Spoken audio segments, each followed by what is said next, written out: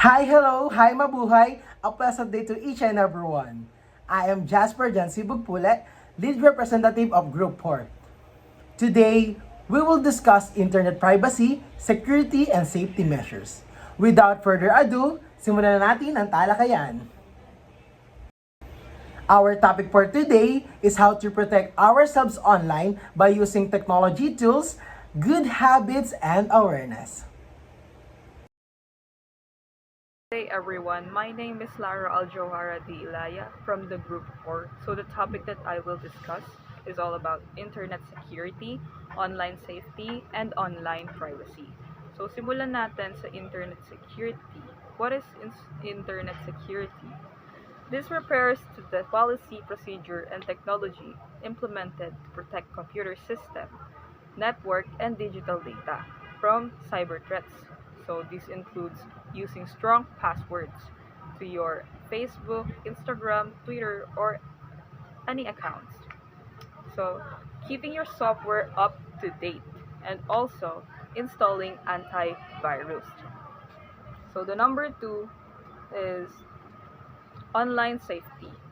Online safety involves taking precautions to protect yourself from online risks such as cyberbullying, scams, and inappropriate content. So this includes being careful about what you share online. So, be careful, baka mamaya iba yan, scams, ganyan. Especially yung mga nakikita kong mga suspicious link na pag pinindot mo, Shopee yung lalabas, or pag pinindot mo naman, mapupunta ka sa Google. And, ayun lang about online safety. Last one is about online privacy. Online privacy is about managing how much personal information you share online and understanding how that information is used.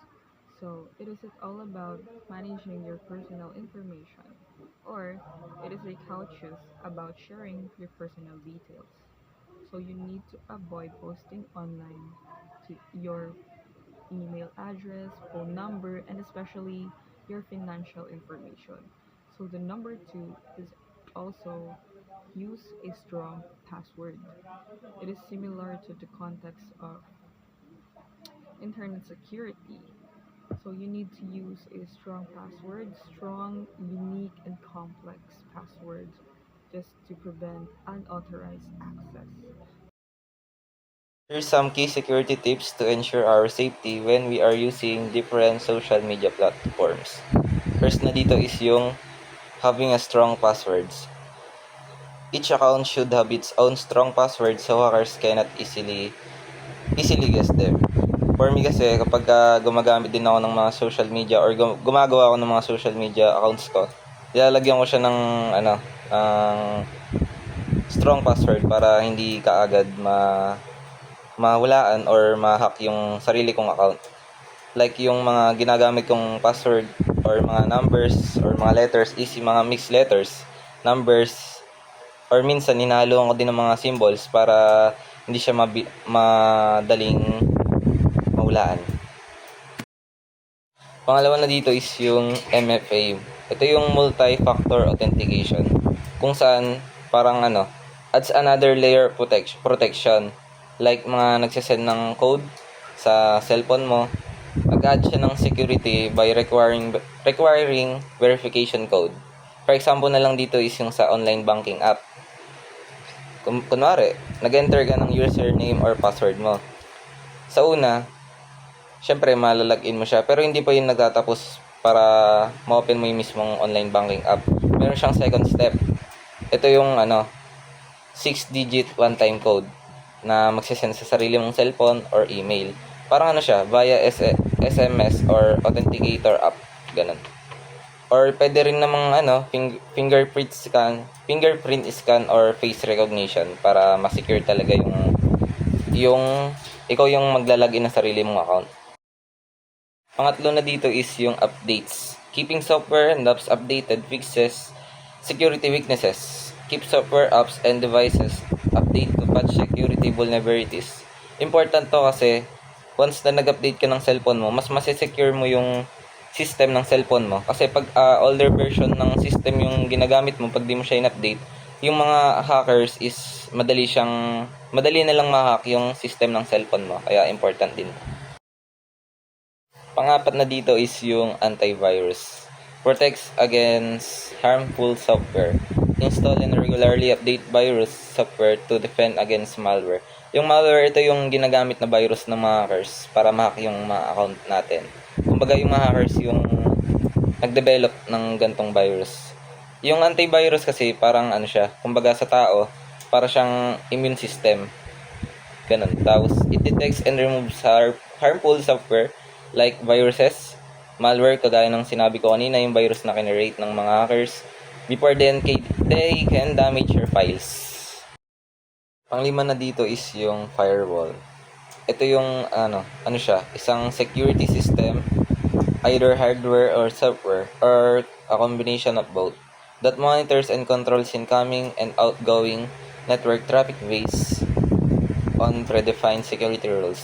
Sa madaling salita, para siyang security guard sa natin, sa network natin. Kapag merong information na gustong pumasok or lumabas, like messages, website, files, ganon, yung firewall is chinecheck niya muna or sinusuri niya muna. Siya muna yung nagsusuri.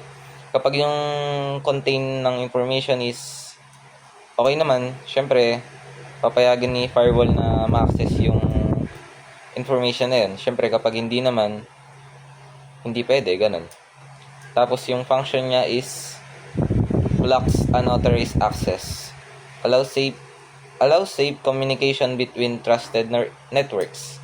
Protects against malware hackers and cyber attacks. Syempre, marami din yung parang pag nanonood tayo ng mga movies sa Chrome, Google, ganun. 'Di ba maraming mga nagpa-pop up na mga ads. Ganun. Ayun yung trabaho ni firewall, parang chine-check niya muna yung mga pops ads na yun, kung safe ba yun, para pagka napindot mo, okay lang. Hindi naman siya danger zone, ganun. Tapos can filter websites, application, or ports based on policies.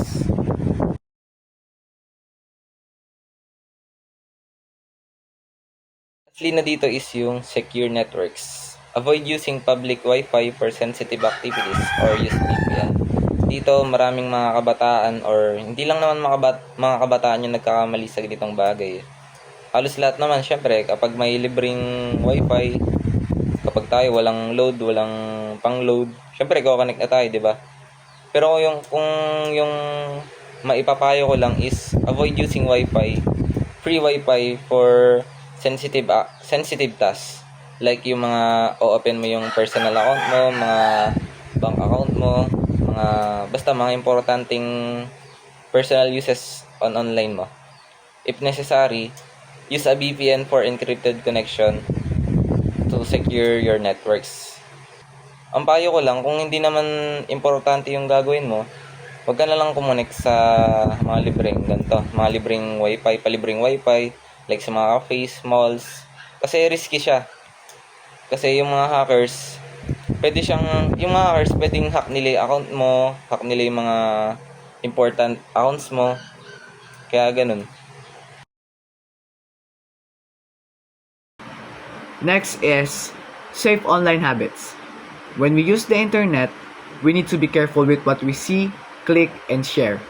Always stay alert for scams or strange messages that might try to trick you. Avoid clicking unknown links because they can take you to dangerous websites. Share only what's necessary. Never post personal details like your address or phone number.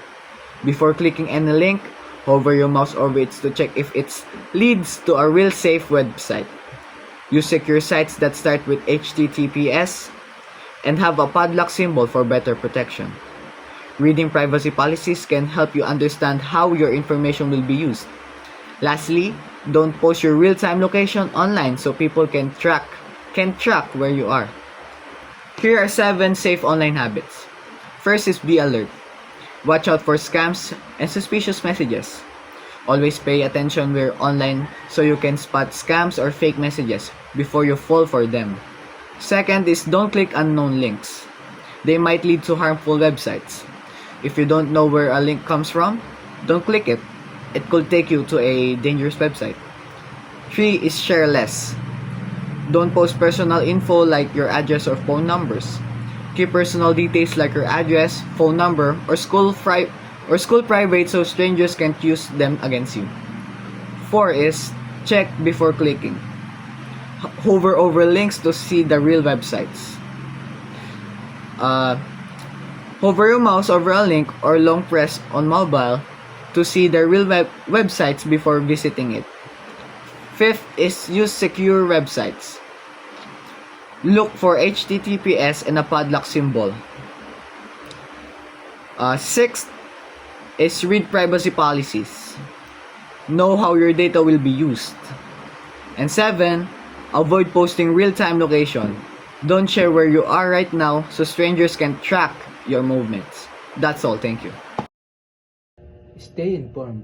Number 1, learn about threats like phishing, malware, and identity theft. Nang sa ganun, hindi nila makuha ang ating pagkakakilanlan at magamit ito sa maling paraan. Number 2, stay updated. Follow the latest news and safety tips. Nang sa ganun, aware tayo kung ito ba ay fake news o hindi. And last, share your knowledge to your friends or family. Nang sa ganun, aware din sila kung ito ay fake news o hindi at hindi sila mabiktima o maloko pa ng iba. In conclusion, protecting our digital life is about using the right tool, developing safe habits, and staying aware. And guys, always be careful with what you click, share, and download. Lagi nating tatandaan, think before you click.